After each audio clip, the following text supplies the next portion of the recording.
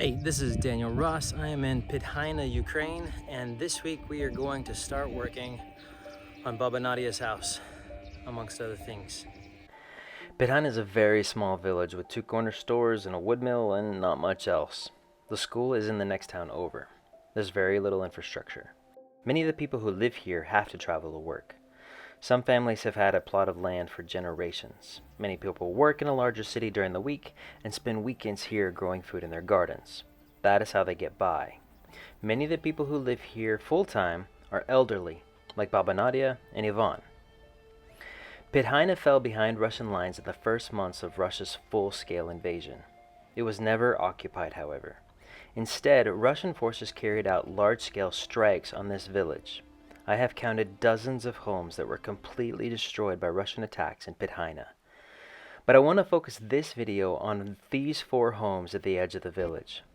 Baba Nadia was born in her home. She is a hard-working woman who was simply hoping to die peacefully in the place where she was born and pass her home along to her grandson. Ivan is her next-door neighbor. He built this house himself when he was 17, 18, and 19 years old. Over his 70-plus years, he has done all of the maintenance himself, and he is very proud of what he built, even today. Kolya lives across the street from Ivan. His son and daughter-in-law and their 2 kids live with Kolya and his wife. Kolya drives a school bus. His daughter-in-law Vika teaches in the next town over. Kolya's wife is a blind woman who listens very closely to how much food guests are and are not eating. Kolya's son Sergei has been working on a home for his family for the past 9 years. He and his wife will save money and then work on the next phase of the house. Sergei is a thoughtful and hard-working builder. In 2002, Russian forces launched an assault on Pidhina. I counted at least 10 missiles that struck on this one side street that only has 9 houses. In this one small cluster, there were 4 missiles. Baba Nadia's house was a direct hit that also set fire to her nearby barn. Both were completely destroyed. Ivan's house was a direct hit, as Ivan and his wife were fleeing to the nearby forest.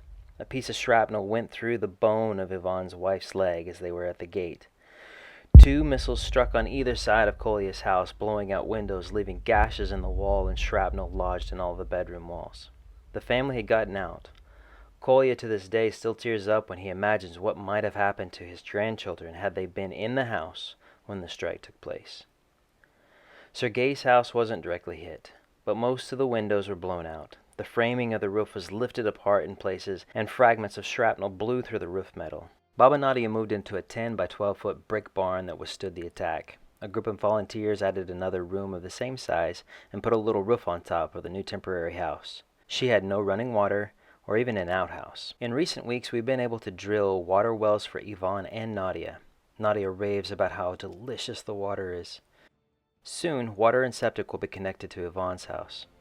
This week, we're working on making a small addition to Nadia's house and making it livable, making it warmer, putting a solid roof on top of it. We have also paid for new roofing materials for Sergei's home, and a few of the volunteers from our team will help Sergei and Kolya put up the new roof. This week I've been thinking a lot about how easy it was to destroy these houses. It took lining up a plane, pushing a button, and boom, it's all gone. Before I came along, so much work had already been done, clearing away all the rubble. This project is a lot of grueling, hard work on a week when Ukraine is experiencing record-breaking heat. And after I finish the framing, there's still months of work to finish this one house. It can be so incredibly easy to destroy, and so much work to rebuild. The Russian military consistently claims that they only strike military targets. They hit a children's hospital the day before we started Baba Nadia's house. The official statement was standard: we only hit military targets. They destroyed Nadia's house and so many more. This woman and her home can never be mistaken for a military target. Recently, my mom told me that people frequently ask her why she allows her son to live in Ukraine during a time of war. And I appreciated my mom's answer, but I have my own. I now call Ukraine home. I also have the resources and the skills to help a few people rebuild at a time when so many have lost everything.